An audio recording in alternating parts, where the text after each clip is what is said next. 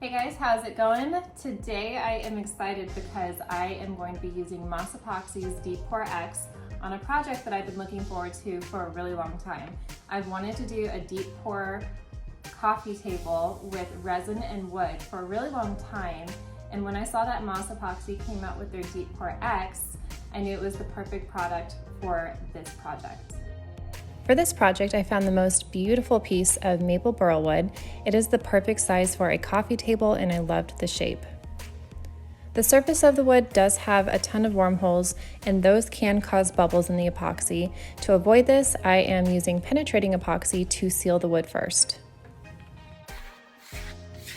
Since the deep pour of the epoxy will be black, I decided to do the same thing for the wormholes as opposed to clear. I think that this will look a lot better, and you can see here how I am simply just guiding the penetrating epoxy over the top to fill the wormholes for a seal.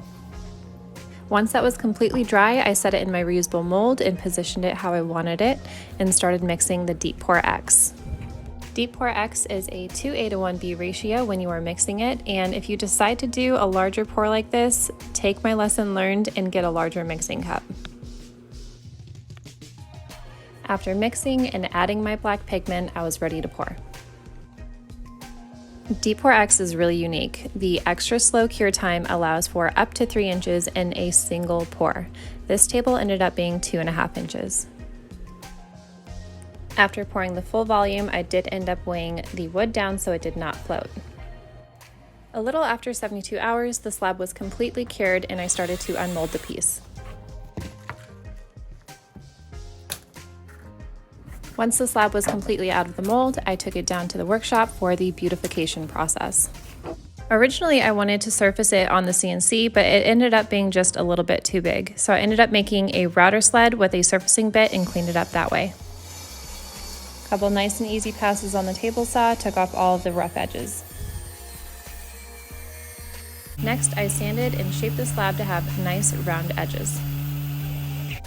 Once it was sanded and shaped, I applied a tabletop clear coat over the entire table. This gets rid of that cloudiness and allows the original colors to come back through and shine. Once everything was cured, I added some simple gold legs.